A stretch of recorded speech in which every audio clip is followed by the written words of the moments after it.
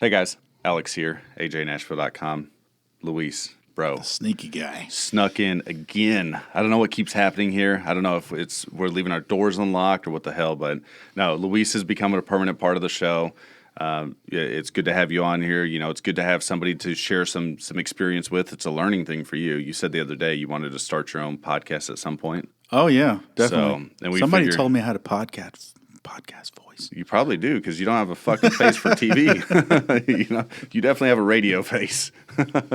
But no.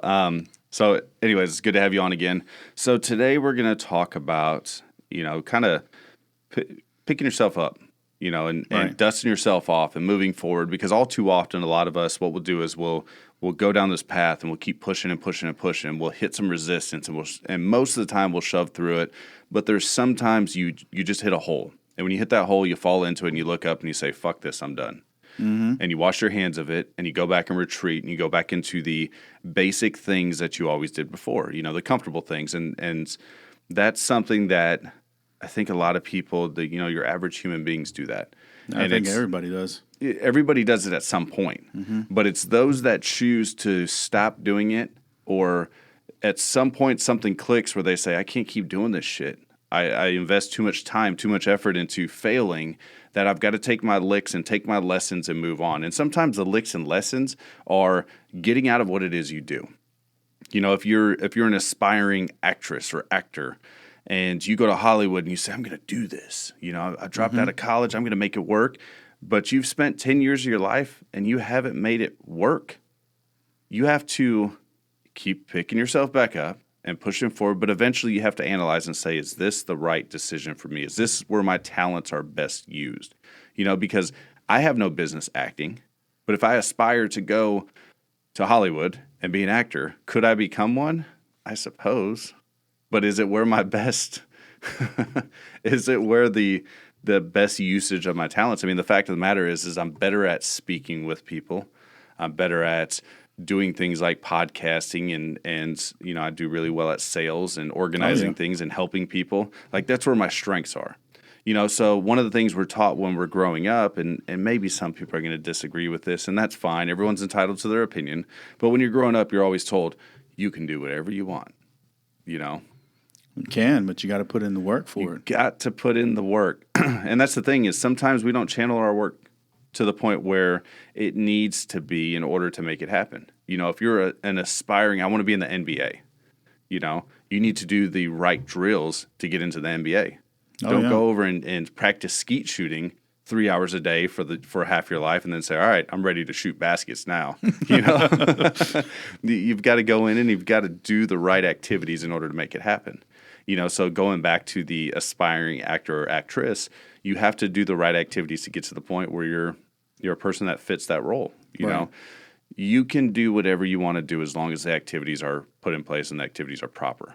And that could be something that starts at a young age. Like right now, my kids, I can identify certain talents or certain things they're good at just by watching them.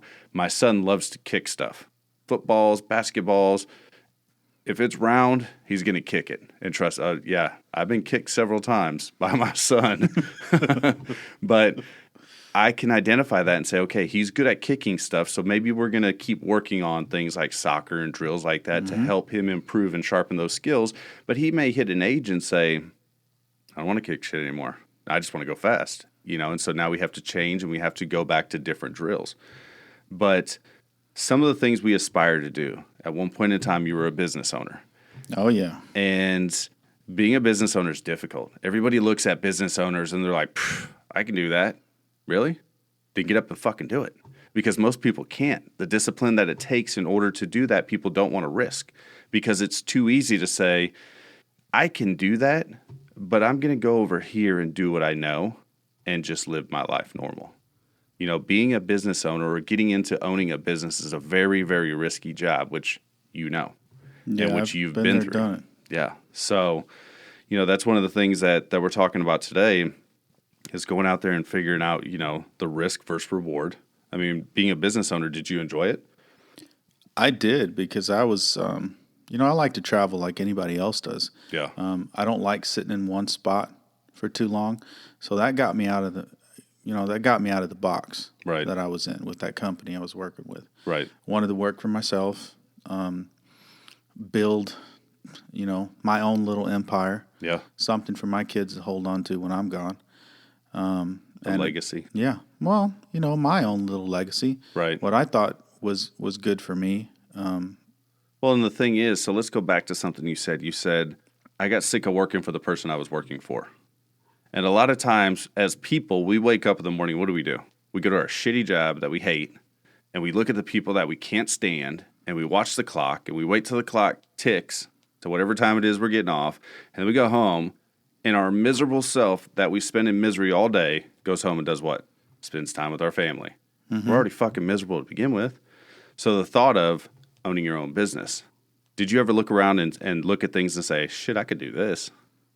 Oh, yeah. And that's kind of what helped trickle into looking into it more and eventually executing and starting your own business, correct? Right. Well, I had a family member that was doing it and saw that how he did it, and I was like, man, I could do that. I could build my own company from this little step of doing it my own, Right. And then I could eventually make it grow, hire employees, and then sit back and manage it. Mm-hmm. And so progressing forward, you got going, you got your equipment going, you got everything in place that you needed to have in place in order to start your business, and boom, you hit the gates and you were running, you were making $1 million a year, right? No, I was making about, like $20,000 a month. Right. But that was $15,000 more dollars a month than what I was originally earning. Well, and the other thing I was getting at was the fact that you don't just start a business and instantly you're off not and you're running. instantly a millionaire. Right. You have expenses. I mean, You have to find savings. balance. Yeah. You have to find balance. You have to buy equipment. You got to, it doesn't matter what your business is. I mean, eventually you're either investing a lot of time or a lot of money or a lot of money and time, Right. And that's what becomes a little more difficult where people don't necessarily have the ability to do all that, But the fact of the matter is, if you want it bad enough, you can make it happen, right? That is true. At the beginning, we talked about saying that you can do whatever you want when you grow up. You can do whatever you want as long as you commit to the things you have to do to get there. Right. So that's what you did. You started a business, and then you had an accident that set you way back, put you in a situation. Go ahead. Right. Yeah, I had an accident that set me back. I had an accident. I was doing a Hotshot Trucking company. Okay. What is Hotshot for the people that don't know? Hotshot, it's basically, I had a Dodge Dually 3500. Mm-hmm. It's a truck, 30-foot flatbed. You transport loads off of load boards for companies across the United States. So basically, it's like you ship to some degree. Yeah. If you have a car that needs to go somewhere, maybe an HVAC unit, you could have a variety of items on that flatbed. It's not necessarily cars every time or necessarily HVAC units. It's something that they don't quite need a semi, but they need to get it from point A to point B. Right. Gotcha. And so now going out and doing some hotshot trucking, I would assume that part of your job was, okay, I'm going to end up in Pensacola, Florida this weekend, and I need to find a load somewhere between Pensacola and here in order to make it worth going there and coming back. So you're planning ahead and picking your loads and bidding on things and everything else. Now, did you have someone that helped you do that? Because that sounds like a full-time job in itself. See, I was stepping into it. So I wanted to do it. Yeah. I knew where I wanted to go.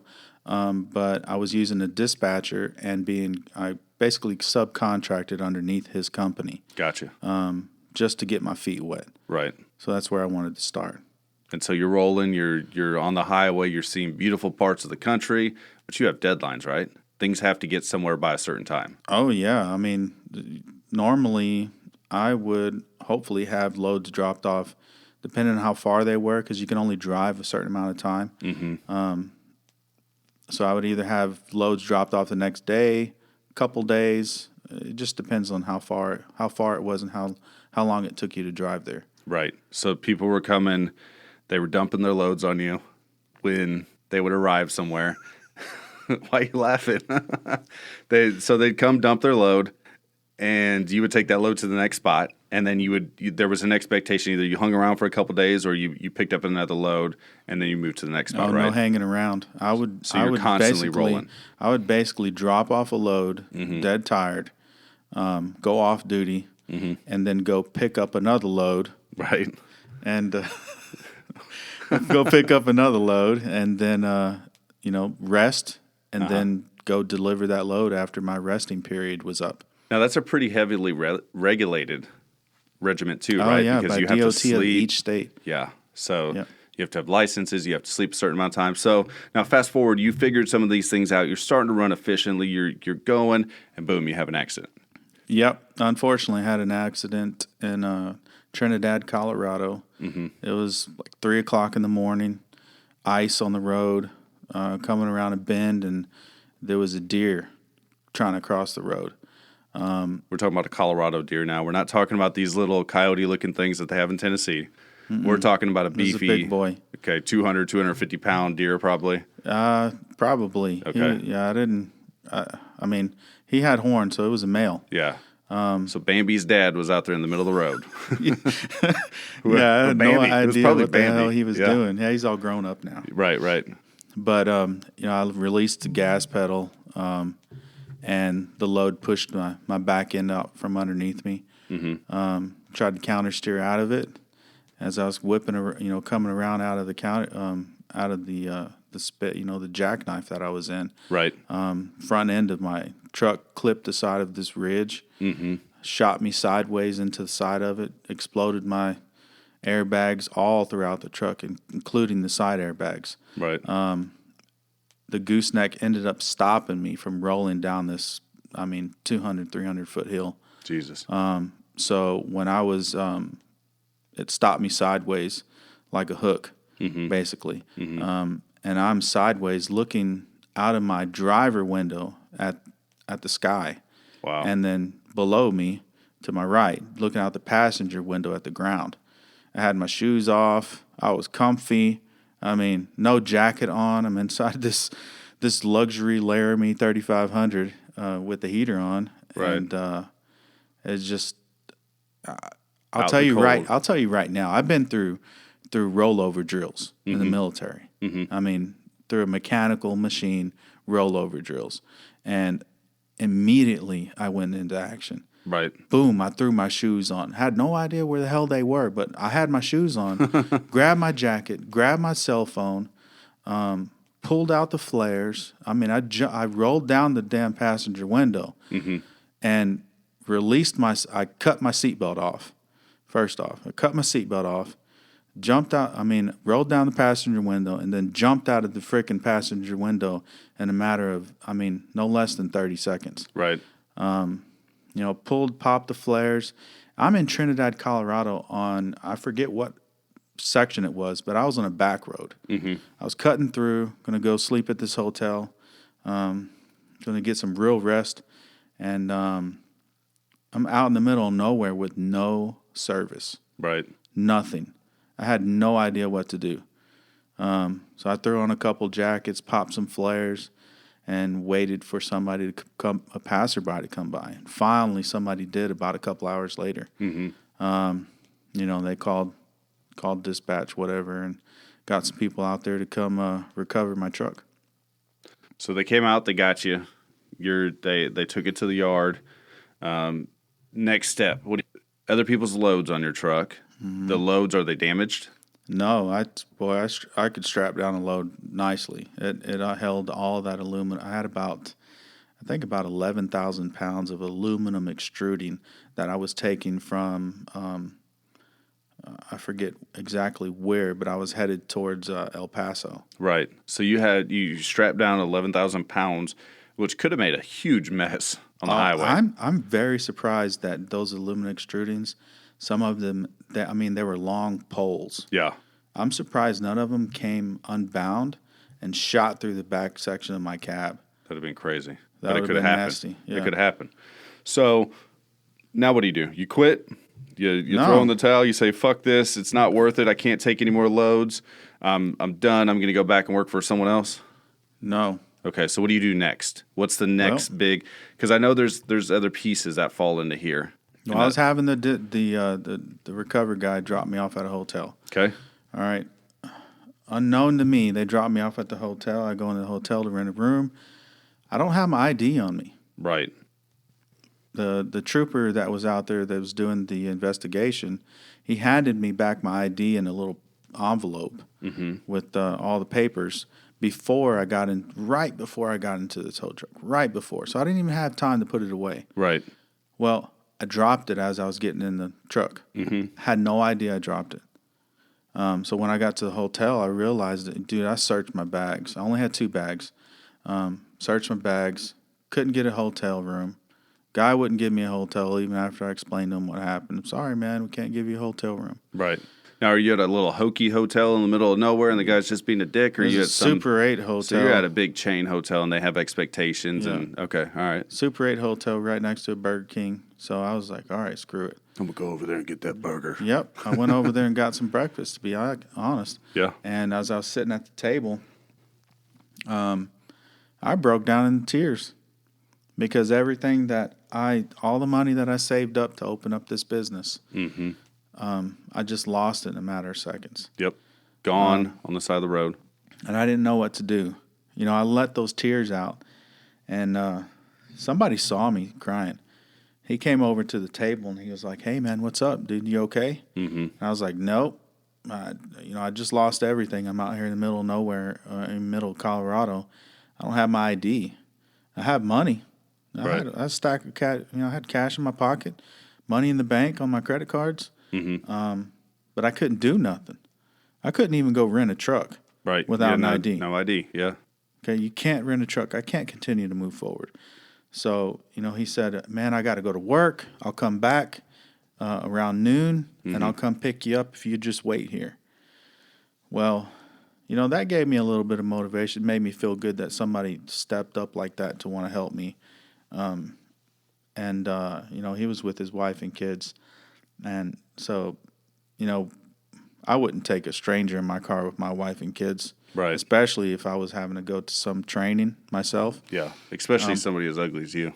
Oh, yeah. Like you said, I got a radio face. Yeah, guys, you don't want to see him in person. Trust me. Your mom used to put a dog bone around your neck to get the dog to play with you. Sorry, go ahead. That's funny. Where was I? Well, after that, they came up to me. I finished my breakfast, drank my coffee, and I Google mapped it on my phone of where I got into the truck because I knew I dropped it. I was like, man, I know I dropped it when I got into the truck. Right. I had to. Well, it was 30 miles away. What do? There was no Uber out there. I looked up the freaking Uber. No Uber. Yeah. No Lyft. No nothing. Believe it or not, there's cities that they just don't have that. And Spring Hill. Dude, Spring Hill, finding an Uber or a Lyft is rare, and you would look at Spring Hill and think that they're everywhere. So, for the people that are listening, there are places in America where that stuff it's not there. It's not available. So you have no way to get back to where you're like, you're convinced the license is there. And that's your only way of moving forward. So what do you do next? It's there. I take off walking. There you go. I put my backpack on my back, and I'll tell you right now, I've rucked 20, 30 miles in the military. I can do it. No problem. So here I am on the side of the freeway. I have my little duffel bag hung around my neck in front of me, holding it. Were you sticking your thumb out? Nope. So you're set on going. So now when you get all the way to this place, what's the next thing in your mind? You get there, let's say, in your mind, you get there, you pick up your ID, boom, there it is. Now what? Well, I had to search for my ID. I'm not talking about when you actually got there. I'm talking about mentally. Where are you at when you're like, okay, if I arrive, my ID is going to be there. Then what? You walk 30 miles back? Hey, or somebody stops to want to help me. I'm one of those kind of guys that if you want to help me, you will stop and help me. Right. I'm not going to ask you for your help. Right. It's like me. If I'm driving past somebody on the side of the freeway and they look like they need some help, whether it's a man or a female, it doesn't matter. Right. If they look like they need some help, I stop. Yeah. Or I'll turn around. I'll go to the next exit. Right. I'll turn around and I'll double back to help you. Yeah. I will, and I've done it. I mean, dozens and dozens of times since I've been 18. Right. Since I could drive, I've always helped people. But I didn't stick my thumb out. So I wanted somebody to help me on their own. Yeah. So now you get out there. ID. Well, luckily somebody picked me up halfway. Okay, so somebody they pulled over. They said, "Hey, man, Yeah, he's going to do it for free. So picked me up. Hey, man, you need some help? Jumped in a little truck he had, a little B 3200, 2300 or something like that. 2200. It's a Mazda. 2200. Yeah, it's a Mazda. So a little teeny boy. Right. So you reach over and you start rubbing on him, and he's driving. No. Over the pants or down the pants? Oh man, I was pretty happy. I was pretty happy somebody picked me up. For sure. What's the temperature, by the way? That day it was like 45 degrees. Okay, so not blistering cold, but still cold enough. No, not the sun was out, so it got warmer. Gotcha. Picked me up. Told him what happened. I ended up giving him like $150. Nice. Just to help me, and so we get out there. We start searching for it. All right, start searching for it. A car passes by, and I see something flipping down the road. There's my ID. There's the ID. We find all the paperwork. Next thing you know, we're doubling back, and we go to a Budget rental car. Well, Budget has some trucks as well. So I rented a big 24-foot truck, right, enclosed. Paid the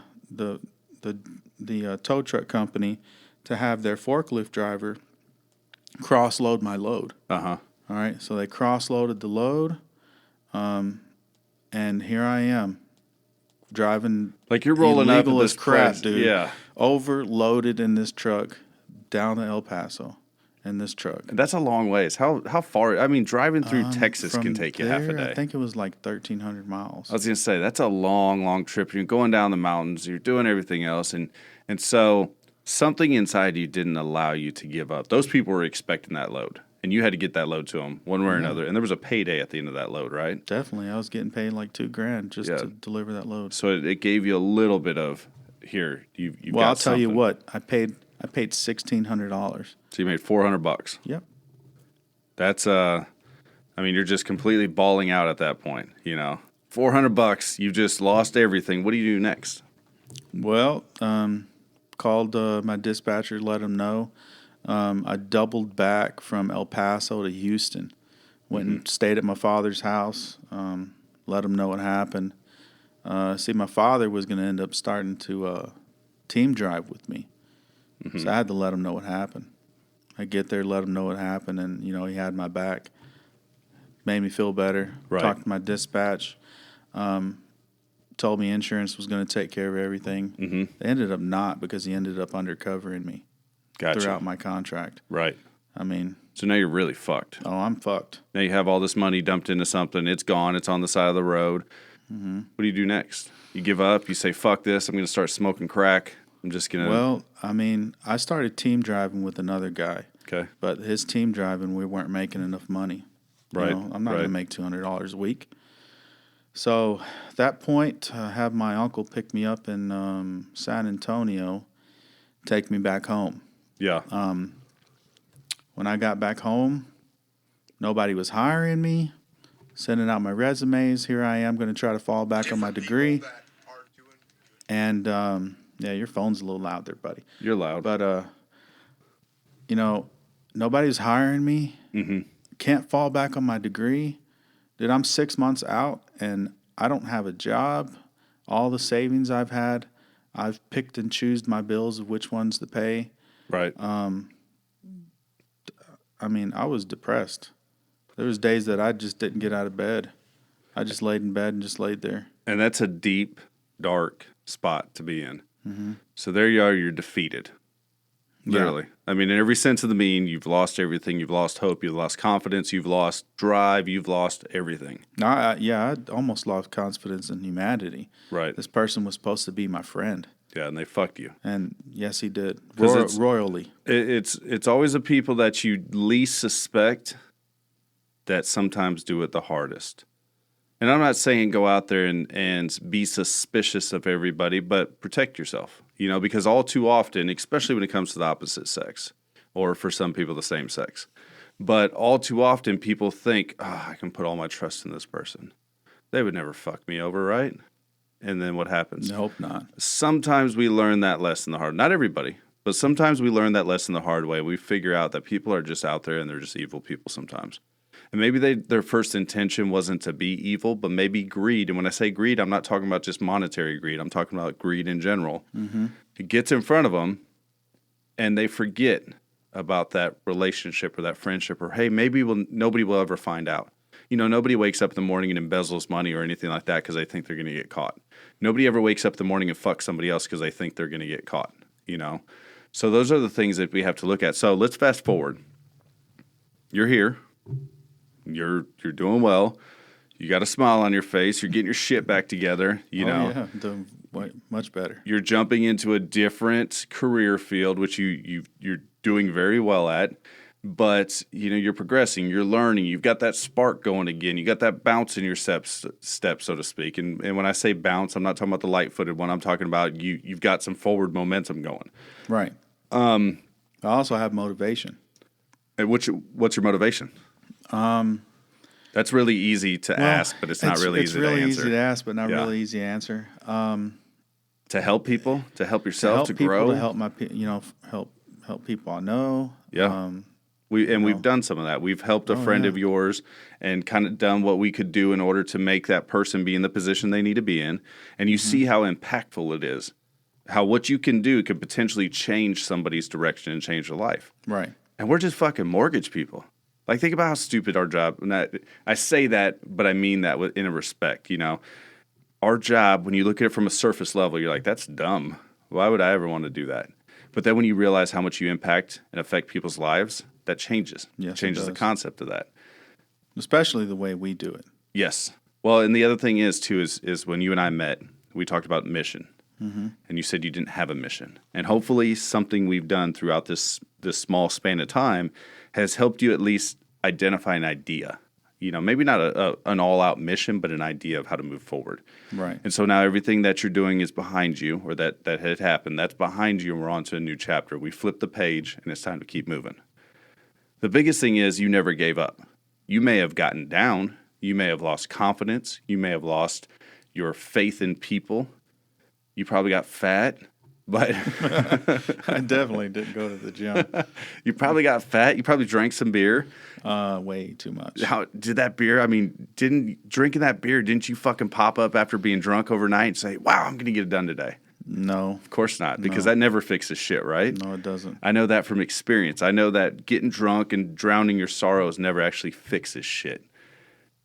So if you could tell a person that's down in the dumps right now, one lesson, one thing you've learned, one thing that stuck with you, what would it be? To have faith in yourself. In yourself. Yeah. That's interesting that you say that, in yourself. Not in other people. Not worrying about people coming to fix your shit, right? But in yourself, and having that faith in yourself that you can make it happen. Because the fact of the matter is, you have to be able to look in the mirror and be confident that you can do the job before anyone else can look in the mirror and say you can do the job. I mean, that's factual. I can't look at you and be like, bro, you can do this, if you can't fucking do it yourself, right? That's true. So you get up, you get after it, you reset, and you start going again. And this life's too fucking long to give up on a small little thing. You're talking, how long do you have the trucking company? How long were you a hotshot taking loads from other people? My goodness, only 5 months. So 5 months out of your life seemed like the end of the world, right? 5 months, failure hits, end of the world, fuck this, but it was 5 months. How old are you? I'm now 36. Old ass. So 36. At 36 years old, you've spent 432 months on this earth.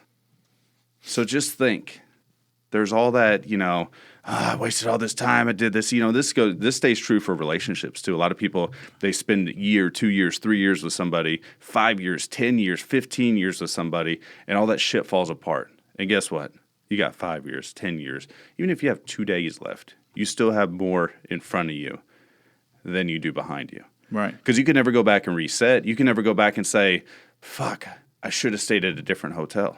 But what you can do is project what you're going to do. Mm-hmm. Somebody said this not too long ago. They said, what it is you want to do, your aspirations, everything else, it's in your imagination. It's where you see your life in the future, and that's your imagination. I can't look at you and I can't say, hey, this is what you're going to do with your future.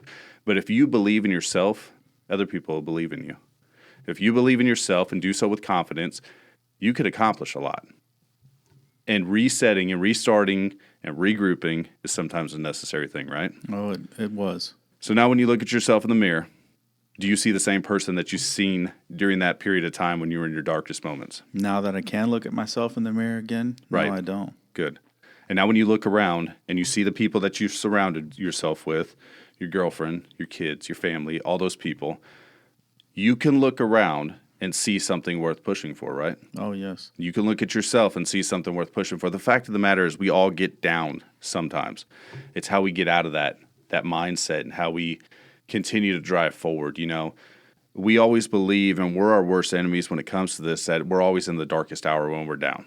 You know, when we hit the bottom, it's the darkest time ever, but we have to realize that there's other people out there that wish they were in our shittiest times, because our shittiest times are their best times. So that being said, I mean, dude, you just told a story of you losing everything. Yeah, about broken the tears. Yeah, I know. I held them together. They're cutting onions next door. So anyways, I know this was a long-winded one. Luis, I know that was a story that was hard for you to tell. You know, I expected you to start crying. I wasn't going to do anything but laugh at you. But no, I'm just kidding. I held them in, man. Right. I was just going to show you this picture right here that you drew on my notepad. But, you know, that just goes to show it doesn't matter how low you get into something. You can figure it out. You know, at our darkest moment, once again, there's somebody in this world at our darkest time that wishes they were in that moment, because that would be their brightest day. There's people that wish they had the money to afford a 3,500 Laramie diesel Ram to wreck on the side of the road. You know, oh, yeah. There's people that wish they had the motivation to be able to go back out to find that ID. There's people that wish they could walk to go out and make that 30-mile trek. So whenever you look at something, look at it with the perspective that even in your lowest time, you're still doing better than somebody else. Right. So I want to thank everybody for tuning in. Luis, thank you for your story. Thank you for sharing. Thank you. You may not realize this, but what you're doing and what you share may help one person. That's the whole reason why this whole podcast started. I wanted to help one person. Right. And I figured out over the hell, it's almost been 2 years now that I've been doing this, that it has helped people. You know, and it will help people, and it'll continue to help people. And you know how it is. Sometimes it's a pain in the ass to come up with a topic. And you're like, fuck, what am I going to do a podcast on? And we figured it out. And guess what? We did. It comes out great, right? Yeah, it did. So thanks, everyone, for tuning in. I hope you have a great weekend. We look forward to talking to you soon.